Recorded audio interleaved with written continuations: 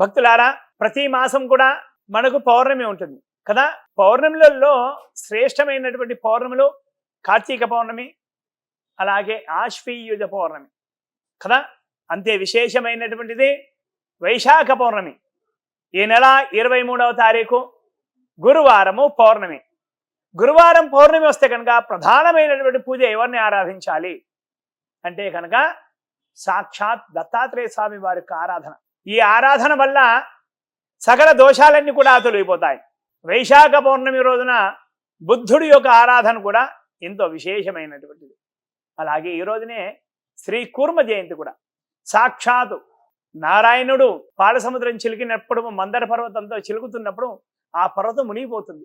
ఆ పాలసముద్రం మునిగిపోతే కనుక విష్ణుమూర్తి శ్రీ కూర్ముడు యొక్క అవతారం, కూర్మ అవతారం, తాబేలు యొక్క అవతారం ఎత్తి ఆ పర్వతం మునిగిపోకుండా కింద ఆ మహావిష్ణువుల వారు ఉంటారు. ఈరోజు కూర్మ అవతారంలో శ్రీ మహావిష్ణువుల వారి యొక్క ఆరాధన చేస్తే కనుక పీకల్లోతు కష్టాల్లో ఉన్నవారు ఖచ్చితంగా ఆ కష్టాల నుంచి బయటపడతారు.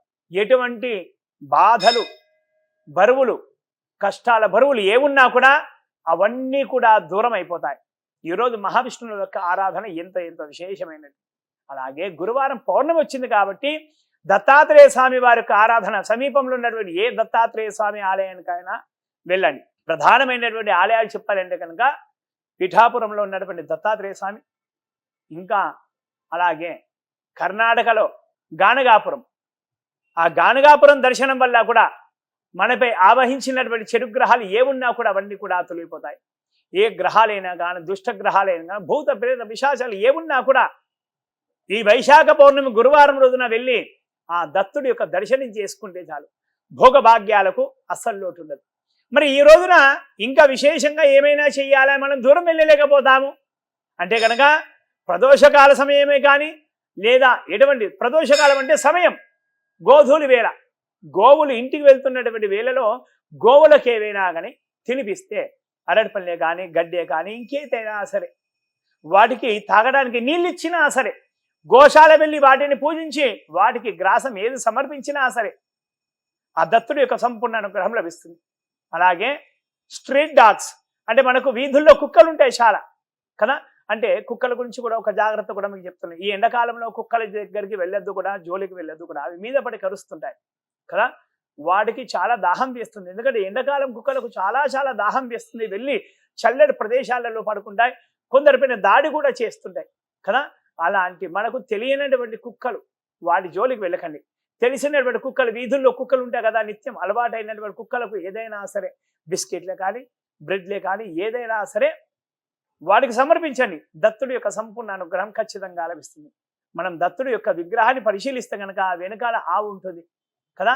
ముందట 4 కుక్కలు కూడా ఉంటాయి. అవి 4 వేదాలకు సంబంధించినటువంటి, ఆవు సర్వదేవతలకు సంబంధించినటువంటి. అలాగే దత్తుడు బ్రహ్మ విష్ణు మహేశ్వరుల స్వరూపంగా మనకు లక్ష్మీ సహితంగా అనుగ్రహిస్తాడు. ఈ రోజున అనఘాష్టమి వ్రతం చేసుకున్నా కూడా, అనఘా వ్రతం చేసుకున్నా కూడా దత్తుడి యొక్క సంపూర్ణ అనుగ్రహం లభిస్తుంది. అలాగే కొందరు గ్రహ బాధలతో ఉన్నారు. కొన్ని రాశుల వారు, వృషభ రాశి, మిథున రాశి, అలాగే తులారాశి, అలాగే కుంభరాశి, ఈ రాశుల వారు ఖచ్చితంగా ఈ గురువారం పౌర్ణమి రోజున దత్తాత్రేయ స్వామి వారి యొక్క ఆరాధన ఖచ్చితంగా చేయవలసింది.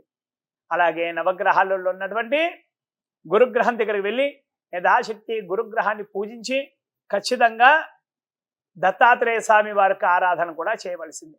అలాగే ఈ రోజున వీలైతే కనుక కిలోంపావు శనగలు ఉదయాన్నే నానబెట్టే నీళ్ళల్లో నానబెట్టిన తర్వాత ఆ నీళ్ళన్ని కూడా వంపేసినప్పుడు కొద్దిగంత తడి ఉంటుంది ఆ శనగలకు కదా. ఆ తడిపైన కొద్దిగంత బెల్లం చక్కగా వేసి పిసకండి. అవి తీసుకెళ్ళి ఆవుకు పెట్టండి. మీ పిల్లలతో సహా పెట్టించండి. పిల్లలు కూడా కొద్దిగా మందబుద్ధితో ఉంటారు.